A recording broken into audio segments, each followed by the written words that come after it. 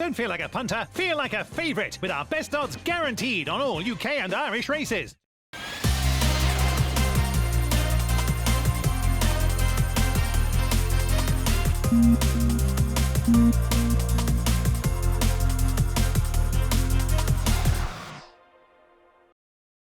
Hello everyone and welcome to the Christmas edition of Road to Cheltenham. Ruby and I are ready to go and we've got loads to talk about, Ruby, haven't we? Quite a bit from the previous week, and quite often that can be a quiet week, and it hasn't really turned out to be at all. No, it hasn't. Plenty happened at Ascot, and there was other bits and pieces too. Naas last week, Navan, Thurles, even Ludlow yesterday, Balco Coastal. So plenty of entertainment for us pre-Christmas anyway. But glad to see you wore a red jumper for the Christmas special. I should have been a bit more festive myself. Do you know, I actually thought about it. I had a choice of two colours. I thought, oh, go on, it's Christmas. Yeah. I'm glad you recognised it. Well spotted. So we'll be talking about all of those races. We'll be poring over those during the course of this show. And we'll also, of course, be looking ahead to what will be an absolutely fabulous Christmas period. What's the ground going to be like at Leopardstown, by the way, Ruby? We had plenty of rain yesterday. They had been watering. They were trying to keep on top of it as best as they could. And we've had a nice drop of rain the last sort of 24 hours. Leopardstown will take all of it and more, whatever else is forecast to come. You probably can't get enough rain, to tell you the truth. I mean, people argue that it's hard to water in the winter. I think the opposite. In the middle of the summertime, people won't run if you overwater ground. If you overwater in the winter, people are going to run. They want soft ground. I think it's the exact opposite. I don't think you can get it wrong in the winter, whereas you can in the summer. It's often a much discussed thing over this meeting as well, isn't it? And also over the Dublin Racing Festival. Yeah, and it's only become an issue for Leopardstown since we had the really dry winter. 2018 was it? I think that actually the course in Leopardstown dried out an unbelievable amount from a dry summer into a dry winter. The water table got low, the ground got compacted, and it was just a period of drying out over a period of time that left it quite parched almost. And it needs a lot of water, and hopefully it was maintained through the summer this year, and it'll be a kinder surface at Christmas and at the Dublin Racing Festival. Okay, well, fingers crossed for that, and we'll be focusing on Leopardstown and also on Kempton and mentioning Limerick later on in the show. But let's first of all start off by looking back at Ascot over the weekend, and the main event was the Grade 1 Howden Long Walk Hurdle. It was won by Champ, who was running it as a sort of plan C. He was originally going to be running the Betfair Chase, then in the Many Clouds, then he was switched to hurdles, and he beat Time Hill, who was a runner-up in the race 12 months earlier, Paisley Park, who'd won the race twice before, and also Irish raider Ronald Pump and recent Newbury winner Thomas Darby. Ruby, what did you make of this? I thought the winner was very good, and I thought it was not a strange race to watch, but for a long distance hurdle, a lot of horses over raced. Ronald Pump was quite keen. Obviously, Champ tanked down the hill the first time with John Joe. I thought Time Hill, he was keen all the way till he got back to the last hurdle with Tom O'Brien, racing with the choke out. Now Champ settled from Swinley Bottom back to the start and then raced away down the hill the second time. But and then they injected a bit of pace in it going to the fourth last, both Ronald Pump and Champ, and they straight away had Time Hill, Paisley Park, and the rest of them going as fast as they could. I thought it was a good performance from Champ to keep going. They got racing a long way out. He was the one horse that didn't have a fitness edge. He hadn't had a run.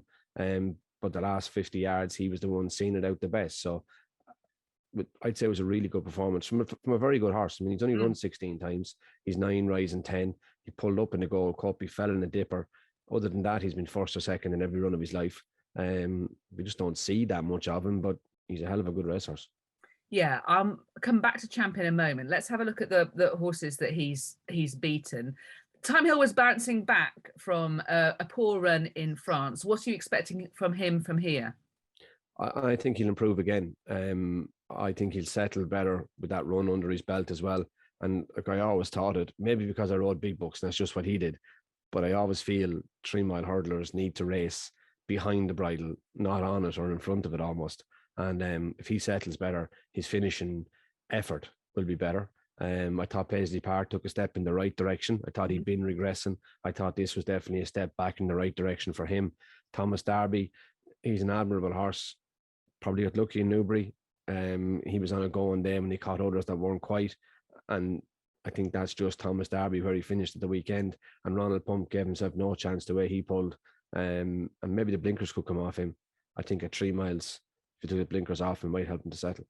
Yeah, that's interesting about Ronald Pump, who of course chased home Lisnagar Oscar in the 2019 Stayers Hurdle. Lisnagar Oscar ran that absolute shocker again in this race. Coming back to Paisley Park, he and Time Hill, obviously from 12 months earlier, were very closely matched. Paisley Park was able to pick him up near the line.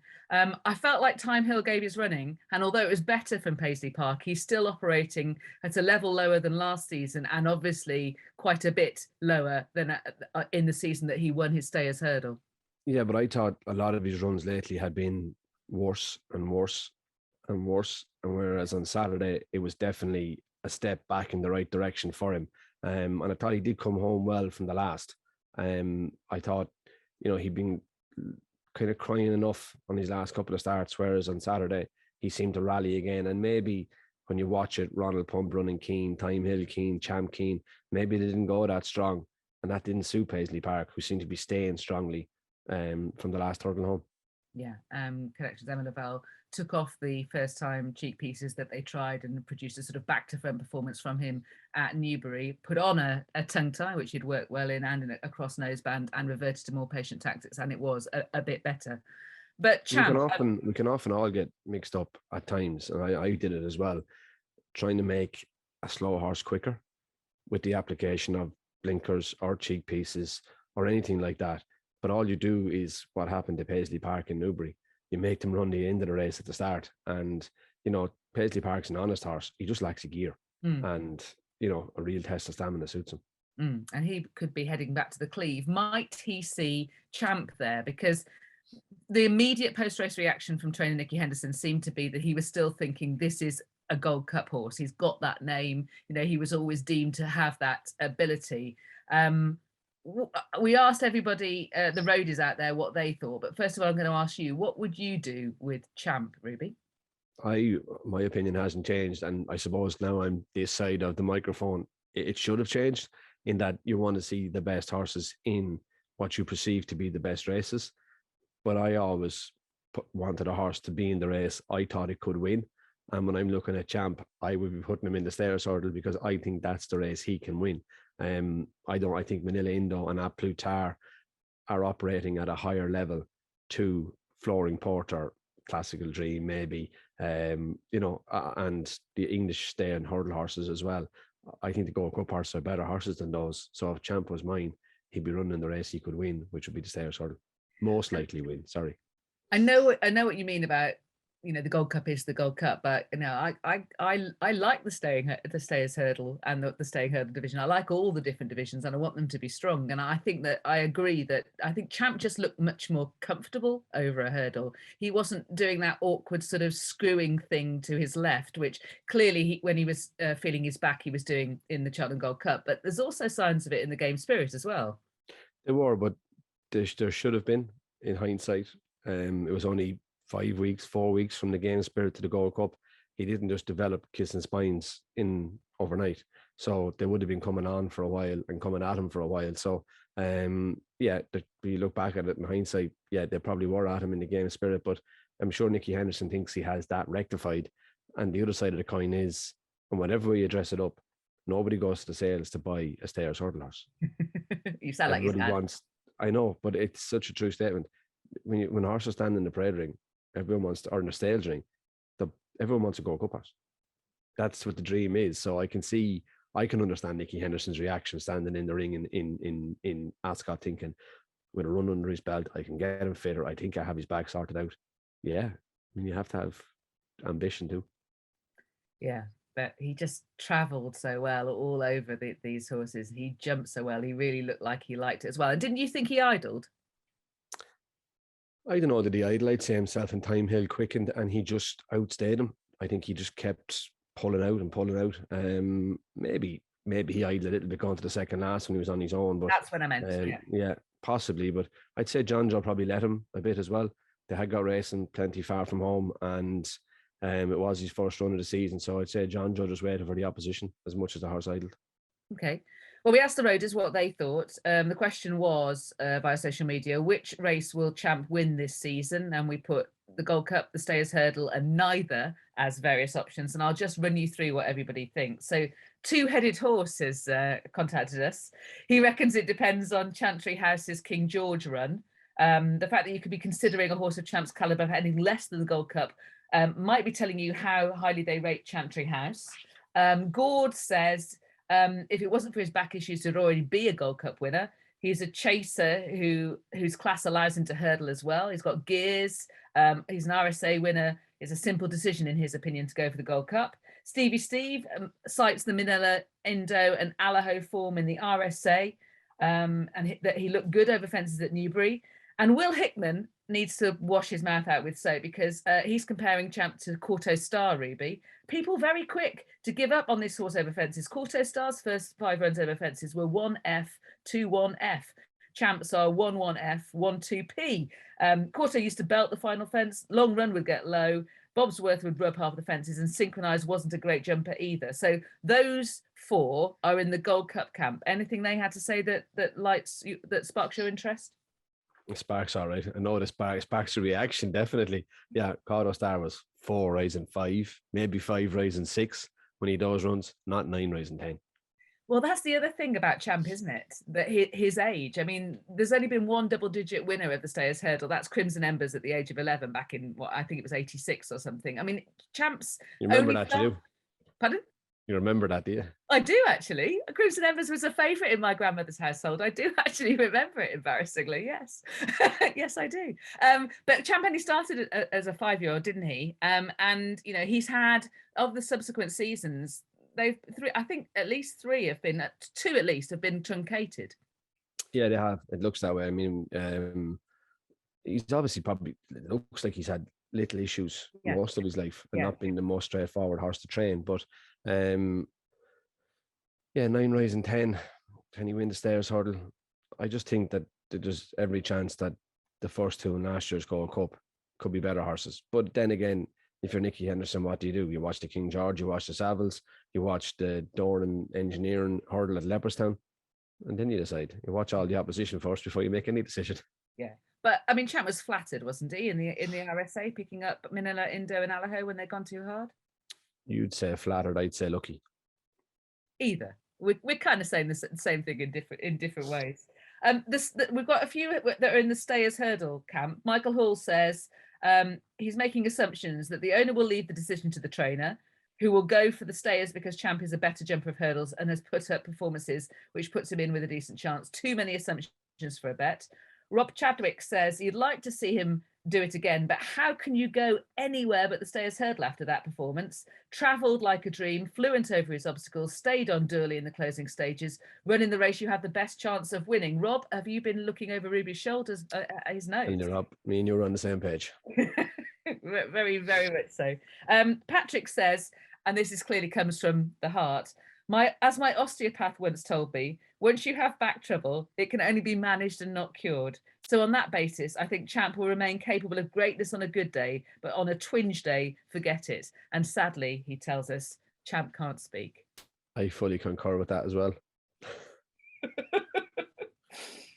Richard Hogan is talking about he's interested in having the surgery on the kissing spine during the summer, and wondering, is there a time frame as to how long it works for, and can the effectiveness wear off? Maybe Ruby might have an answer. This is, Ruby being asked to be a vet again. But in your experience of seeing horses who have had that operation, is there a time span on it? An expiry date?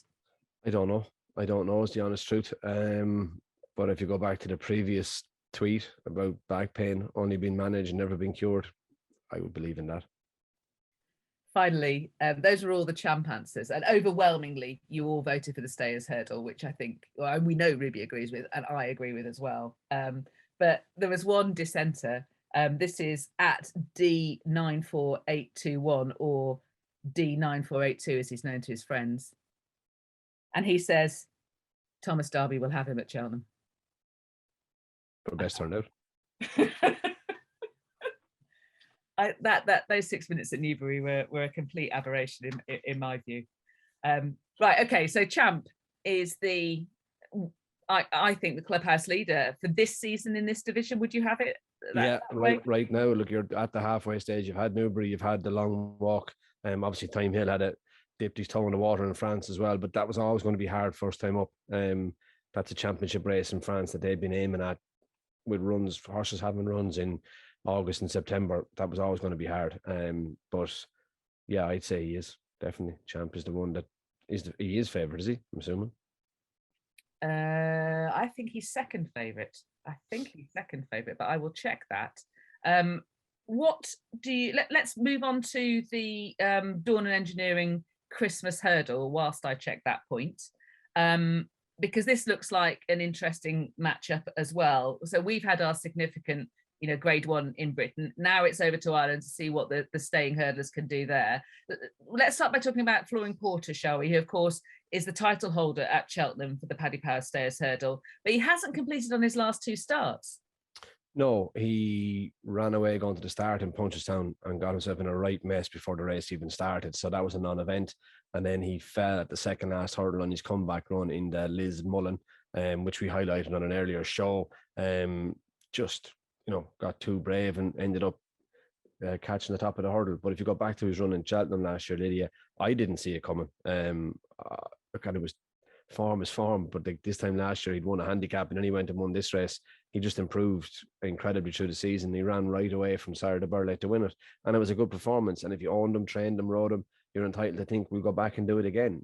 He has age on his side, and it was a good performance. Now at Punchestown, when he blew out, Classical Dream reappeared, having his first run in a long time, and absolutely hosed up, beat James de Burley. Patrick Mullins rode him. He'll run at Christmas or next week as well. So, they'll reoppose. Flooring Porter, I don't think you saw the real Flooring Porter at Punchestown, so that'll be a new race. And then you're going to throw Abacadabra into the mix, who we see here winning at Aintree when he beat Buzz in the Aintree Hurdle. 2.5 miles definitely seems to suit him.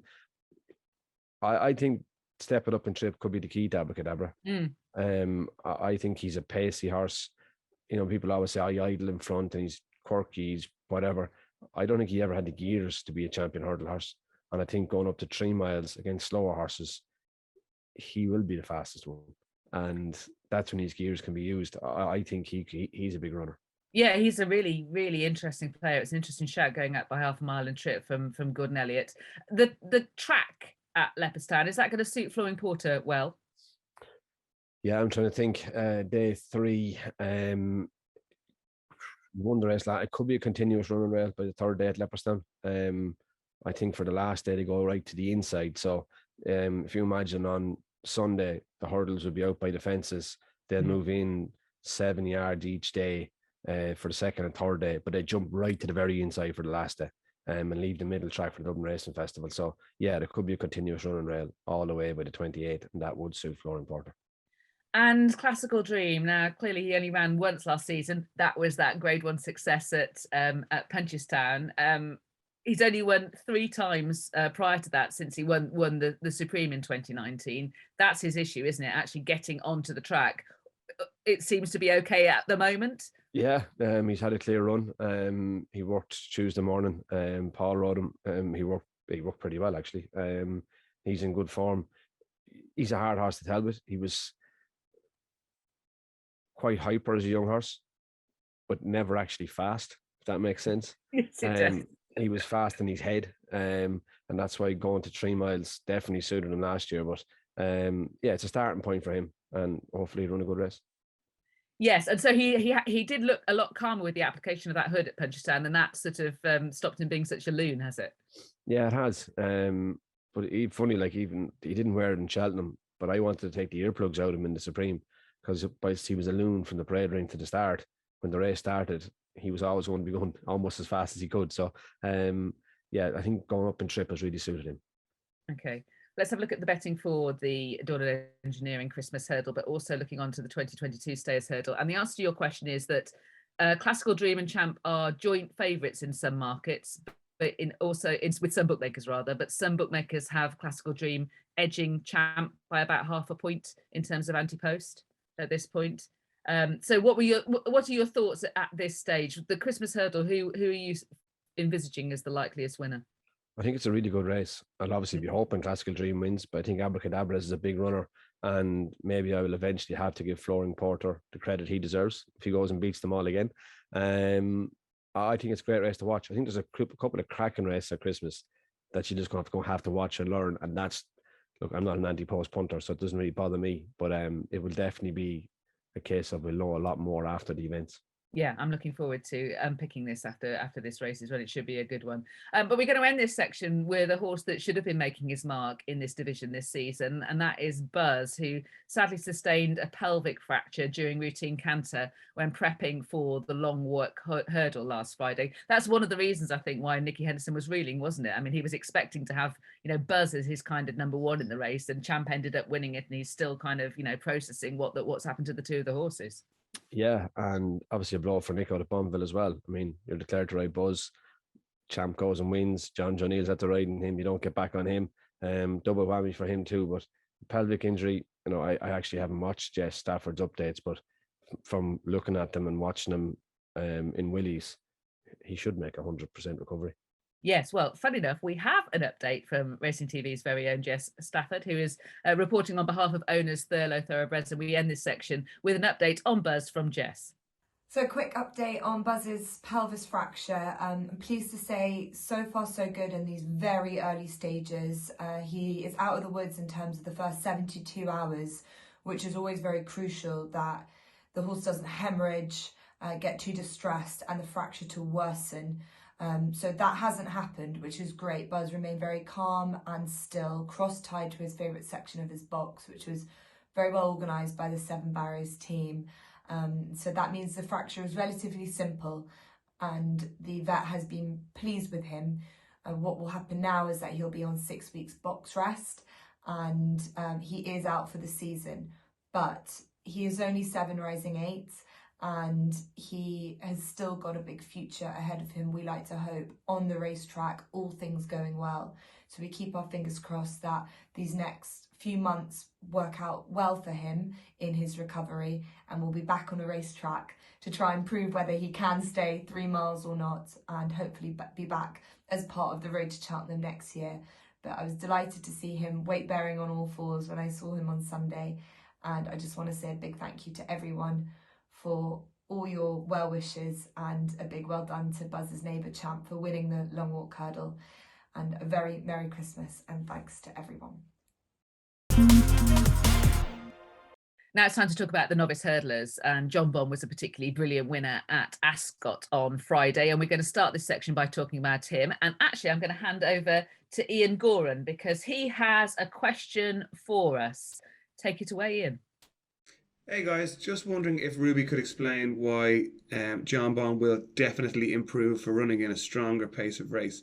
It seems to be the overwhelming narrative at the moment, but is it at all possible that the slow pace that he's running over his 2 races over hurdles have actually suited him? Thanks, Mill. Thanks for your question, Ian. So there was no pace, Ruby, at either Newbury or at Ascot. Both times John Bond had to go on and make his own running.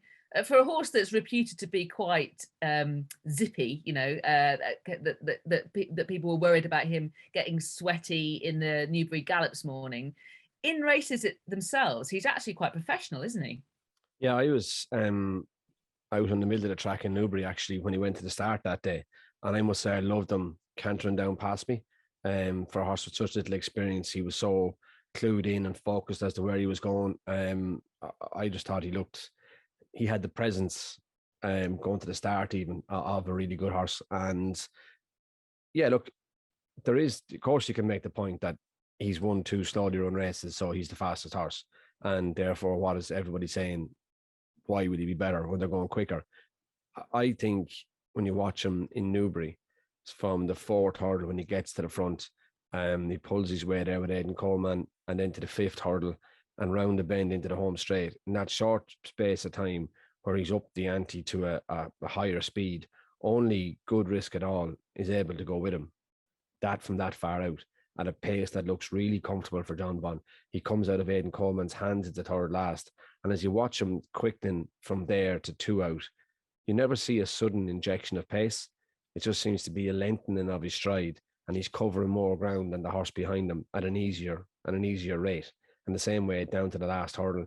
He just looks to me to have a massive stride, and therefore, when you get into a faster run race from Flagfall, he looks, and it's only an opinion, but he looks like a horse that could go at a really high cruising speed that will just have horses beaten behind you. Mm.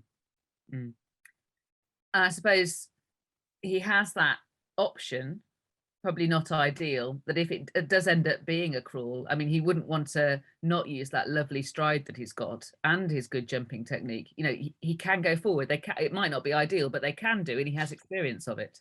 Yeah, it's a hard race to win making the running, the Supreme. Yeah, agreed. And generally there is something to take you along strongly. Generally, I know that's a generalization, but usually that's the case. Yeah, Tour made all, Champagne Fever made all. What else made all? You're talking about some extremely good level of horses as well, aren't you? You're talking about that sort of rarefied level of form. I'd say that's what John Bon is too. Funny feeling if I was riding him, what I'd be doing, I'd be keeping it fairly straightforward. No, I think to me he's going to be so simple. Line up to go forward. If something wants to go harder than you, he's only dragging you with a really good gallop. It's going to suit you, and you're going to have horses stuffed behind you. I think he's just so straightforward. It's not funny. Yeah, I agree. I'm really excited by him, and it looks like we could have a real classic Supreme, at least at this stage. I know it's really always dangerous to be in December looking ahead to March and thinking, well, that's going to be a really competitive race because horses can go elsewhere, things can happen. But at this stage, it looks pretty excited based on that anti-post list there. What do you think? Constitution Hill has looked very good. I still think there's a couple more to come in Ireland, I would think, at Christmas.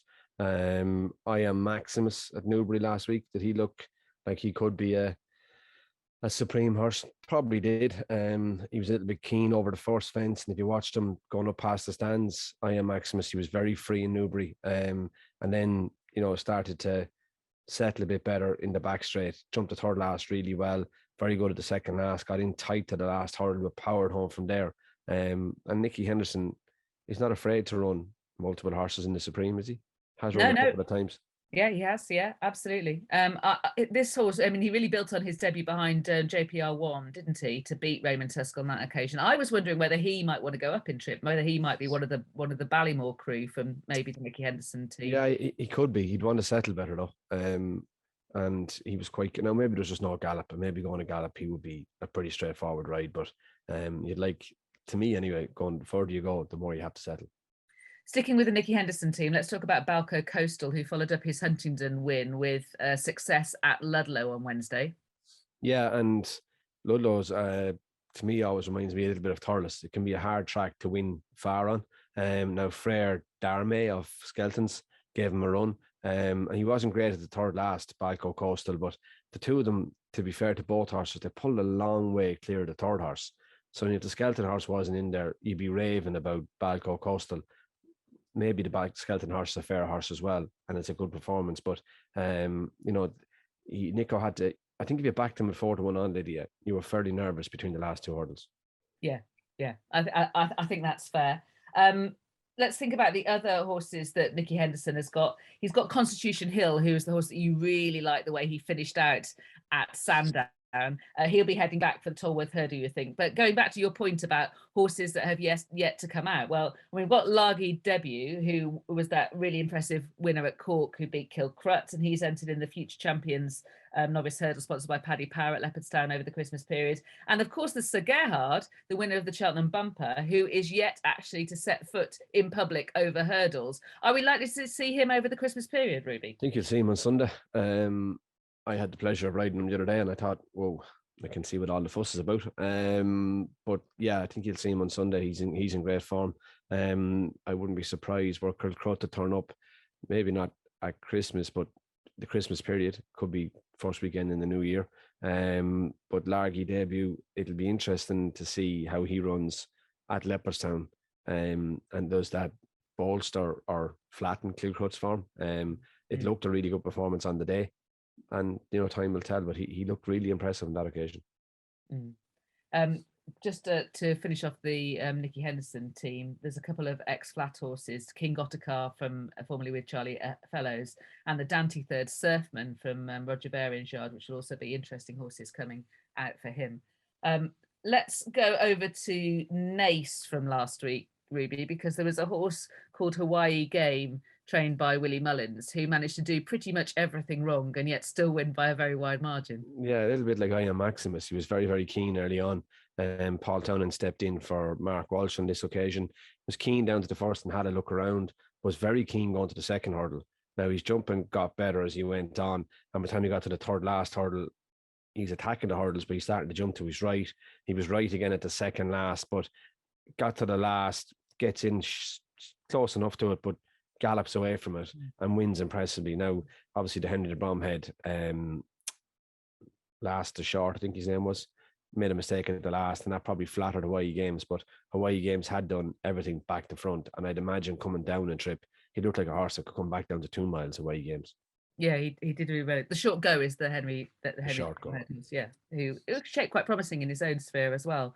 Okay, how about if we go up in trip then to Minella Kakuna, because I really like the way that he saw out his success at Navan.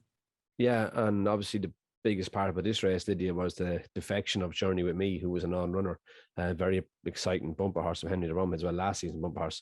Minella Kakuna, he set lovely. You pick him up, turning out the back straight in Navan, Paul Townend, purple colours with the white cap. He's grand and relaxed. And by the time they get to the winning post, which is 5 furlongs into the race, the front two are pulling clear of this race, and it turned into a 2-horse race from there. He's jumped to the lead at the last hurdle in the back straight, and he's going very easily. But if you look at the ones behind, how far behind they are, it tells you this race was running at a pretty good gallop. Flies the second last and just pulls clear of the runner-up. He couldn't do it any more impressively, but I suppose you're looking at the race thinking, well, the favourite wasn't there, Journey With Me. What would he have done if he was running? So it was a good performance. Looked like a stayer, I agree with you. But it's a hard race to get a handle on. I thought Ardlam maybe of Mick Halford's in the first race at Navan was quite impressive. And all Fleuron, the 4-year-old, battled well at Gordon Elliott's as well. Okay. And I thought Willie Mullins was also interesting about Minella Kakuna. He seemed to indicate that he felt there was some more maturing that the horse had to do, and that maybe he might not be fully himself for another year or so, that he was a slow maturer. Yeah, he's physically, he's not the strongest in the world. So I'd say Willie is thinking when he grows up, he could be exciting. Okay. I've just realised we kind of brushed over the horses that John Bond beat at Ascot, and I don't think that's really fair. Can we just go back to Colonel Mustard? Because obviously he's a second season novice.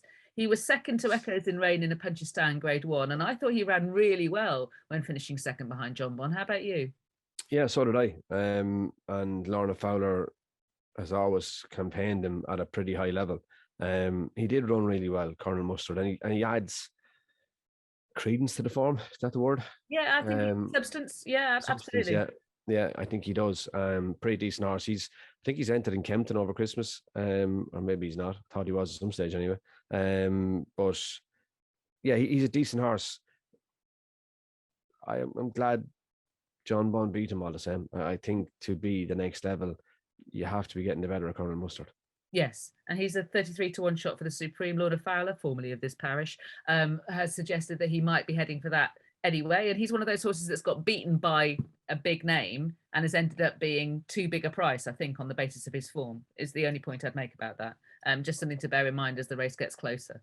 Definitely. And he's lots of experience, which would be a big help. Yes. If it does get into a flat-out Supreme, those with the experience tend not to make the mistakes. One horse that is entered in Kempton was also beaten in that race, and that was Napper's Hill.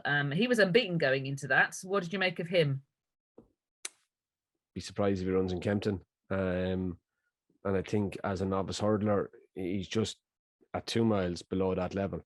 Will be below the top level. Does he go up and trip to try and compete at that level, or will he just be a better chaser? Time will tell.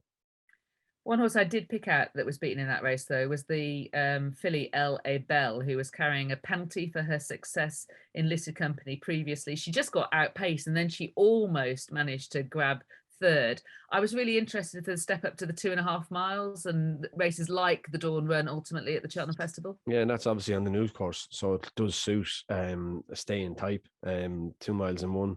A good run, Lydia. Was she the best mare I watched last weekend? I'm not sure. I don't think so.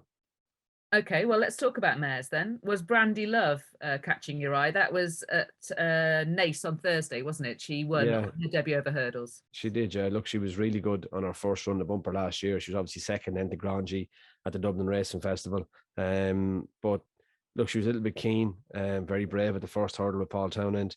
Hurdle opposite the stand, she was again long and through the air. Jumped the last hurdle really well, and I thought pulled away to win easily. I think she's a filly that probably wants to go a little further, but showed she had the pace to win 1 mile, 7 furlong, and 100 and whatever amount of yards it is in this, 200 and whatever yards it is to keep people like you happy. So, you know, she was a good performance. It was. Last time we seen her, she'd finished third behind Grand G at the Dublin Racing Festival Mares Bumper. Obviously, we've seen Grand G out already. We also had a listed Mares Novice Hurdle at Thurles, won by Luna Display, despite quite a spectacular error at the second last. Yeah, and a good performance from Luna Display. JJ Slevin rode her. They went a really good gallop up to the first hurdle, and Braganza was your favourite on the outside. Balloons the first hurdle. There was a really good gallop, and you see them when they come back down was fog, obviously. We're looking at them passing the winning post, and you know the two in front are pulling away. Luna Display is sitting in fourth place, but the horses that finished second and third eventually, the Getaway Star and Molly's Glory, they're right out the back. This race was running a strong tempo, and Luna Display was up there on the back of that pace all the way, gets to the second last and makes a howler of a mistake. The Getaway Star goes by her, but she comes hard back on the bridle going to the last hurdle and wins impressively for a race that was run at a really strong tempo, and she was in the mix all the way. The only thing is, she's a lot of runs, and you would think she's exposed. You would do, wouldn't you? That was her 13th start over hurdles, but I agree with all you say there. She was much closer to the pace than the other horses that finished around her. But Granza, now, she'd returned previously at that track after almost 4 years off, and she didn't jump well. And Willie Mullins was talking about getting her back to the track rather than quicker than he would ideally want, because he thinks that she needed that jumping experience. And I mean, there are excuses. She went too quick, but again, her jumping wasn't good. No, and he was given out to us for her running back so soon. It was too soon. I knew it was too soon. Told you it was too soon. But you pressed D, Willie, not us. Life Acclus. So looking ahead to the Dawn Run, as you say, over a 2 mile one on the new course. So a test of stamina, and you know, horses that like further have run well in it. What are you thinking then? At the moment, you were saying LA Bell wasn't the mare who impressed you most at the weekend. Which one was it that impressed you most? I thought of those mares, Brandy Love, and I thought Grangie was very good in Ferry House, and she could take her chance in the Novice Hurdle on Monday. Okay. It's hard at Christmas to know what day of the week it is, isn't it? really difficult. And also there's so many multiple entries as well. So we will be attempting to unpick what happens in the novice hurdling scene over the Christmas period. If not next week, then the week after. It will be covered fully on Road to Cheltenham.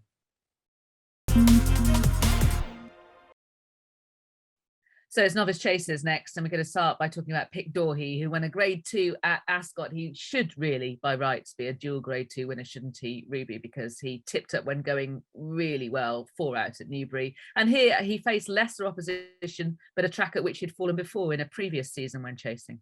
Yeah, but it looked like the last fall had taught him. Lydia, he shortened well at the 4th fence. Cobden gave him a squeeze at the 8th, and the horse changed his own mind. It looked like Pic D'Orhy has learned to survive, for the want of putting it a better way, and he won impressively. He quickened and was long at the second last, good and brave at the last, but a good performance. Yes, it was. I still wouldn't fancy, because of his French style of jumping, I still wouldn't fancy backing him on an undulating track. Interestingly, Paul Nicholls is talking about the Pendle, the Scilly Isles, and then missing Cheltenham for Aintry's Manifesto chase. So sticking around the 2.5 mile mark and sticking to tracks that should suit him. Yeah, but the second one you mentioned there is Sandown, isn't it? Yeah, Scilly Isles, not so. Scilly Isles, yeah, away from the stands, down the hill. Mind you, It was downhill in Ascot when he changed his mind at the 8th fence, so the undulations wouldn't necessarily bother me. Wouldn't it? Okay, fair enough. We shall see. L'Empresse, how about him? I really liked him in the graduation chase. I thought this was a great performance against much more experienced horses. So did I. I thought, like, and he was a genuine novice in the race with older horses, seasoned horses. Messer des Obo, Pencil Full of Lead, Black Op. These were hardened, seasoned horses, and he always looked like the best horse. just jumped considerably to his left every step of the way. It was left. He was a really, really good performance, and I think he'd be a better horse going the other way around. Yeah, he also jumped left over hurdles as well. I tend to agree. He'll be interesting maybe for the Turners ultimately if Venetia will it go was that way. a really good performance. I don't know, was a rating of 148 before that or since that. But he's a pretty high rating. But I thought it was a really good performance. He's definitely one flying slightly under the radar for the novice chase. Totally agree. Thought it was the performance of the weekend in terms of novice chasing, actually. Capodanno, how about him? He won a beginner's chase at Naas and he lowered the colours of Gaillard du Mesnil. He was only third. Yeah, who got beaten first time up last year as well, if you're making an excuse for him. But, first fence, Capodanno pegged Gaillard du Mesnil, was slow, and then he threw himself at the second fence, Gaillard du Mesnil. But if you look at them at the 8th fence, right across from the stands, there's 7 of them in the group. They hadn't gone that quick. And even if you how close together 7 of them are, now there's a break to the rest of them. But when they turn into the home straight, there's a line of them across the track going to 2 out, where Capodanno hits the top and lands out in his head. Now he does really well to recover and get back up to go and win. Gaillard du Mesnil, he doesn't find a whole pile from the last. But Capodanno, who had won a 3-mile handicap hurdle at Punchestown, this was 2 miles and 3 furlongs and a little bit. And I thought it was a good performance. I think going up in triple really suit him. I thought it was extraordinary. I mean, I thought that Jody McGarvey, understandably, had all but given up after that cataclysmic error. And yet he found himself in the game still on landing after the last. Yeah, it is. It's a long run into it, Naas. And, stiff enough pull. So he had plenty of time and eventually got there on the inside. What do you make of Gaillard du Mesnil then? Are you making the first time out excuse for him, or does he need further? I think it's an easy excuse for people to make, but I shan't be backing him the next day. Okay. Ciel de Neige, let's talk about the stable companion of Gaillard du Mesnil, who followed up his chase debut win at Thurles last month with this success at Navan. Yeah, and beat Busselton, who had won at Punchestown, 2.5 miles, probably sharp enough for Busselton, suited Ciel de Neige. First fence in the back straight, Busselton out jumps Ciel de Neige, the 7th fence, but at the 8th fence then Ciel de Neige wings back past him. And if you go to the 4th last, it's how quick Ciel de Neige is on the landing side of the fence. Through the air, both himself and Busselton are much the same, but it's the first 2 strides on landing that sees Ciel de Neige open a gap. Down from the 3rd last, he quickens up and looks like he's going to bolt in. But from the back of the last, I felt watching it, he was looking for the line. Now, I don't know, does Ciel de Neige want to come back a little and trip? Or I know definitely Busselton wants to go out and trip. But he's just going to be caught a little bit between the rock and the hard place. That was a 0 to 140 beginners. It's probably a rating somewhere in the high 140s, maybe 150. But that's still shy of grade 1 standard. And he's going to have to improve. Yeah, I agree with all of that. I like the tenacity of Busselton. He's very experienced for the age he is over fences. Stratum, is he in a similar place as Ciel de Neige? He went back to Thurles and got off the mark over fences, stepping up by 3 furlongs in trip. That definitely will have helped. It did help him. Put down and missed the second last fence. Long run then to the last. Jumps it well and is always just too quick for Cavallino, who's behind him. But again, yeah, he's not good. I can't see him being a graded chaser. He's obviously a Royal Ascot winner and he's won plenty of races, but you're looking at a big handicap somewhere. Yes, Queen Alexandra Cesarovic in his day. I thought that moving over to the stand side rail was crucial, really, to see off the rallying runner-up. What did you think? Yes, without doubt. Usually in Thurles, get over under the stand rail, it's always a little bit quicker. Yes, and it inconvenienced his main rival, who had to switch around as well, didn't he? That horse ran better. Yeah, he jumped better. Definitely starting to come to himself, Cavallino, whose hurdle form is pretty average. Let's go back to Haydock on Saturday, shall we, and see Adramel. Now, he won the Leamington, the grade 2 over 2 mile 5 as a novice hurdler, but he had failed to complete on his previous 3 starts. Blinkers put on him for the first time. He wins this novice chase. Yeah, and he was good and enthusiastic to the first fence with the blinkers on him. Stam Shepherd rode him. He took a good grip, jumped the first well. He fiddled the 3rd. He gets to the 7th fence where he's upsides, but he loses a half a length in the air at that before getting to the 9th fence where he jumps himself back upsides. And then at the 4th last, he's just going way easier than the opposition. Good at the 3rd last and brave at the last where he reaches a little bit, but he pulled right away. Yeah, obviously needed the blinkers probably to help him jumping wise, but he's a stayer, and you wonder, will the blinkers light him too much to stay further? A tricky one. It is a tricky one. I mean, he was highly tried as a novice hurdler at the back end of last season and was pulled up at Cheltenham and at Aintree.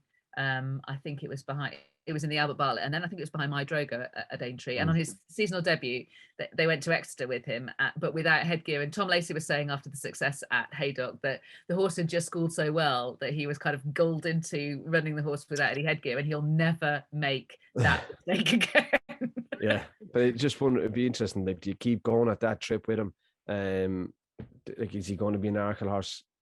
I don't think so. Grand Annual, Red Rum. What do you think, Lydia?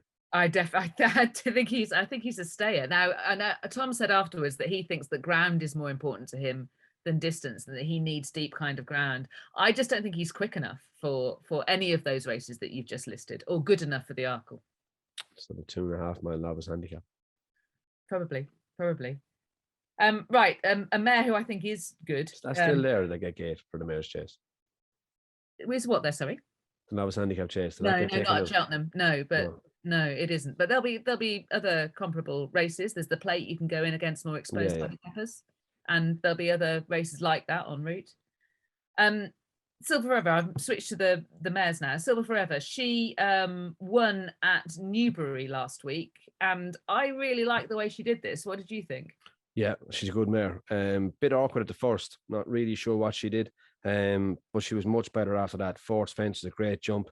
First down the back straight, she's really quick through the air. She gets in tight to the 11th fence, but again, doesn't lose an inch to the opposition beside her.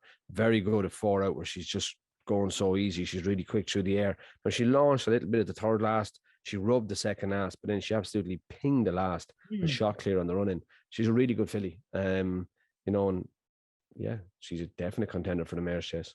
Yeah, that would be over 2.5. Do you think that'll be fine for her? I do. That was 2.7 the other day, or almost 3 miles. I couldn't see coming down and trip being an issue for her. Yeah. She's very fast through the air, and she's a good jumper. Yeah, I tend to agree with that. Paul Nichols, her trainer, said there's a mare's chase at Doncaster over Christmas that they might have a look at, but it also would be interested in taking on Gelding's novices with the mare's allowance. Yeah, exactly. Could do the very same thing. RSA. What is it now? It's not RSA. Yeah, it was the Brown Advisory last season. I'm not sure whether it still is. So all of these names changing around. It's confused. It's like the days during Christmas, isn't it? Yeah. Especially when you get to our age. How are you supposed to keep up with all these things? Exactly. Choose one, stick to it.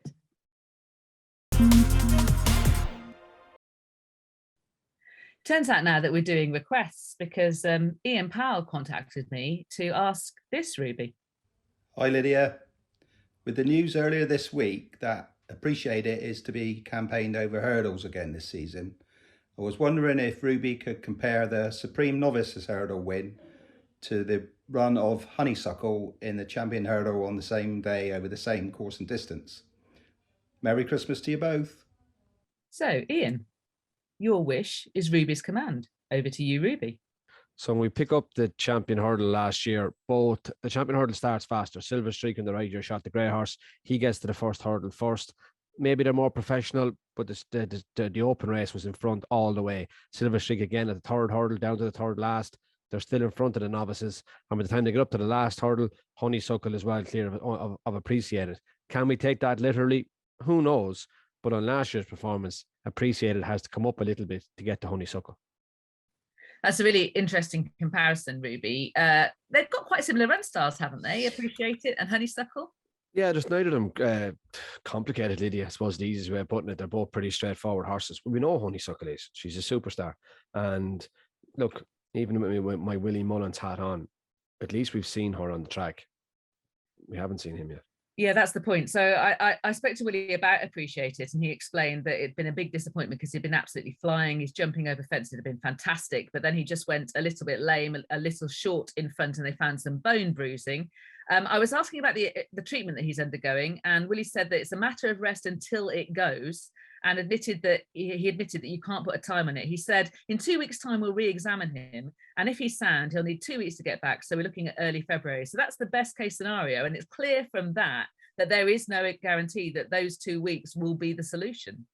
No, but there never is with anything. Be it human or equine. you're hoping, always hoping. But small issue should only take a small length of time. Let's stick with the 2 mile hurdling division, though, and have a quick look ahead to Kempton's Christmas hurdle. It sees Epatante taking on Not So Sleepy. They dead heated in the fighting fifth. Who are you expecting to come out best in their private little tussle? I think she will. I think she could have improved enough from Newcastle. Obviously, he was a fitter horse on the day, or should have been. Look, he's an admirable horse, but I think at Kempton, faster track, it'll suit Epatante. Now, I thought she was certainly last year. She kicked the third last out of the ground. But yeah, I would be, if you were forcing me to pick one, Lydia, I would pick Epatante. So let's talk about Tritonic, because he won at Ascot on Saturday. First off, what did you make of that performance? I thought it was good training, good placing. 4-year-olds can often struggle in open company. Alan King found a really good handicap, worth winning with him, and he did, and he won well. But handicaps are handicaps. Tritonic's got people talking about the Christmas hurdle. Gord has been comparing his time around Kempton when he won the Adonis last season with Epatante's time, overall time. Different tracks, different days. It's not for me, that. That's not a comparison. He's comparing him with Celtic Shot as well, who I don't remember. Do you remember Celtic Shot? Peter Scudamore? I know he did, but I don't remember Celtic Shot. So comparing the time of that as well. Maybe if we contact him. Richard Walsh says, before digital watches and everything. Richard Walsh says he can't get the poor show at Cheltenham on the big day out of his head. The horse has also been beaten twice at Cheltenham already, but Jimmy's more forgiving. He says different type of track, young horse, some reasons to forgive. I think Kempton will suit him better. I did like George Murray though. He said, quite frankly, I doubt if Tritonic could blow wind up Epatante's backside. In comparison to Ascot, he'll think he's got into orbit at Kempton. Well, he's definitely going to be in a different grade of race. And yeah, I would be more inclined to agree with George than any of the rest of them. With his colourful point. Yes. Now, of course, sadly, we won't have in the Christmas hurdle defending his title Silver Streak, because this really popular grade suffered a fatal injury during a Retrine canter last Friday, and tributes have come pouring out, not just from trainer Evan Williams and rider Adam Wedge, but also from all of you out there. He's clearly a very popular horse, and this on Racing TV's Facebook page is typical of the exchange. This is between Claire Martin and Beth and Glenn Hutchinson, and they were talking about a horse that has clearly just touched families and friends everywhere. So Silver Streak will be missed, certainly on this show as well. To move on to American Mike, let's discuss him. And there's been lots of chat about him on amongst roadies, and they're comparing Ruby, the way in which he's been campaigned, with that of Sir Gerhard, David Harvey, some fool called Road to Cheltenham, and Richard Cook have been discussing this online at length. What do you think, first of all, about what American Mike has achieved and the comparison with Sir Gerhard? Yeah, well, look, we win the same 2 races. Of course, you're going to get a comparison to a horse like Sir Gerhard. I thought he was impressive at Navan on Saturday. He was very good in Down Royal as well. I thought Barry O'Neill went a good gallop on Battle and Bessie, and Jamie Codd always looked to have it covered, absolutely hosed up, won by a considerable distance. And I know he was on his own and being eased down, but he did put up quite quickly after the winning post if I was crabbing him. I'd like to see him gallop out a bit more, but that's just my take on things. But he does look like a hell of a good racehorse, and Jamie Codd appealed the suspension, which means he misses Christmas, to make sure he could ride American Mike. Interesting. Richard Cook has made that argument that, let's be clear about it, really gave Sir Gerhard a race, whereas American Mike has just had a dot round. Would that bother you? No, not at all. All the better. Richard Walsh, though, is a man after my own heart. He says, get him over a fence and then we can talk. Rome wasn't built in a day, Richard. Take your time. Now, our final section of the show is look ahead to some of the major chases over the festive period. And we're going to start off with the Ladbrokes King George VI chase. Here is the field. Here is the betting. It looks like it's going to be an absolutely sumptuous event. I'm looking forward to it. And first off, Ruby is going to analyse it. So when we say analyse it, I'm only actually going to analyse what way we think the race will be run. Obviously, Frodon got on the front end last year, and a lot of people think he got it quite easily. I thought Bryony got the tactics right, but I can see much the same thing happening again. We look down through the field. Dashel Drasher, he'll line up good and handy, but he does jump to his left and can miss early in the race. Lost in translation, he always tracks the leaders, therefore he's not going to take on Frodon. St. Calvados, His best runs over a distance have all been from off the pace. The Ryanair behind Min being his best run. Tornado Flyer, his best run was last year's Ryanair behind Allaho. Again, he came from way off the pace. He was held up. And Mr. Fisher, look, he always sits behind the pace. You see him here in Sandown where he tracked Frodon. Manila Indo lined up very handy in last year's Gold Cup, but by the time they jumped 2 fences, he had dropped back behind Manila Indo and it down, or behind Frodon even, and it down Royal. Manila Indo followed Frodon. Clandazobo, he's going to be much handier than he was last year. At Punchestown, he booked out beside Mellon, but again, he sat back to follow Mellon after jumping 2 fences. Chantry House, he lined up in the box seat in entry. I can imagine Nico de Bonneville will try something quite similar to him and the King George. And Asterion Falange, well, he's going to want to be where Chantry House is, down the inside behind the pace because he goes right. So all in all, what do we have? We've Frodon leading him into the back straight in the first circuit, doing exactly what he wants to do. So surely, Ruby, they're not going to allow Bryony Frost and Frodon to dictate the race quite the way that she was able to do 12 months ago. No, I can't see them letting her slow it down as much. But I do think she will get into the same position she was in last year. And then it'll be either Clandazobo or Manila Indo that will stop her slowing it down too much. That said, if they go hard on the first circuit, everybody will want to slow a little bit from the last fence to the winning post before they up the ante again. But no, I think Manila Indo and Clandazobo, being the 2 horses in particular, that could be the ones to force Frodon to go faster than he wants. And Clandazobo has been laid out for this to try and get a third King George. He has, yeah, and you can't doubt Paul Nicholls, but I'm a Manila Indo man. I think he'll have come forward a lot for Down Royal, and jumping will be key, as it always is in the King George, but it'll come down to jumping, and I wouldn't bet against Manila Indo on the jumping front. Okay, let's move on to the Savills Chase, shall we? The likes of Aplutar up against Galvin and Delta Work and Janadil. Let's start with Aplutar. He's the clubhouse leader, isn't he? Oh, without doubt. He was brilliant at Haydock. He won the race last year, and he'll face plenty of the same opposition. Mellon and Kenboy are both back in. They both like to go along up there on the pace, so it'll be a good gallop again. You'll have battle over Dayun and Sam Crow. They won't sit too far off it, even though they won't force it. They'll be right in the second line. So will Aplutar. Then you've got Galvin, Delta Work, Janadil and Franco de Port, who'll all probably sit behind Aplutar. So, Mellon and Kenboy, maybe they went at each other too early last year, but I can see this race taking a similar shape again. Is it a fight for second, this, if Aplutar brings his Betfair on chips? form, yeah. Yeah. And so is there one horse that you think might be stepping forward at the right time? Janadil. Yeah.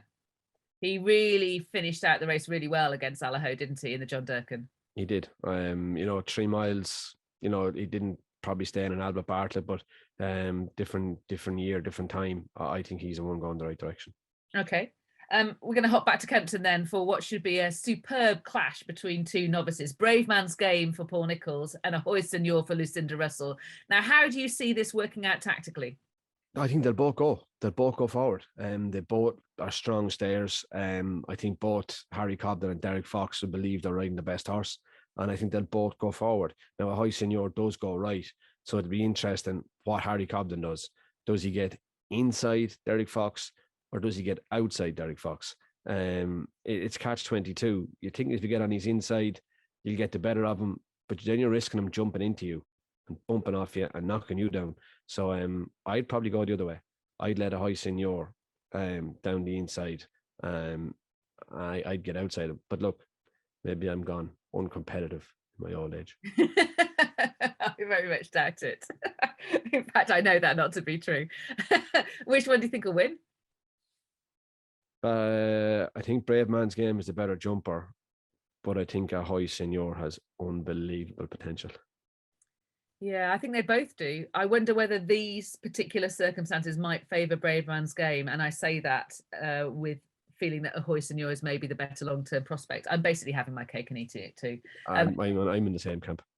I'd hate to pick one. I think it'll be a great race to watch. Yes, there's going to be plenty for us to analyse next week, isn't there? It'll be a busy show. It might take us 2 weeks to get through it all, Lydia, but hey, at least we have content.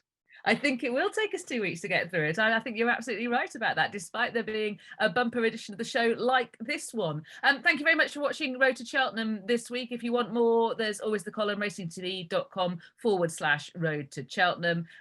We will be back this time next week. In the meantime, it just remains for me and Ruby to wish you a very Merry Christmas. Merry Christmas, everyone. Happy Christmas in Ireland.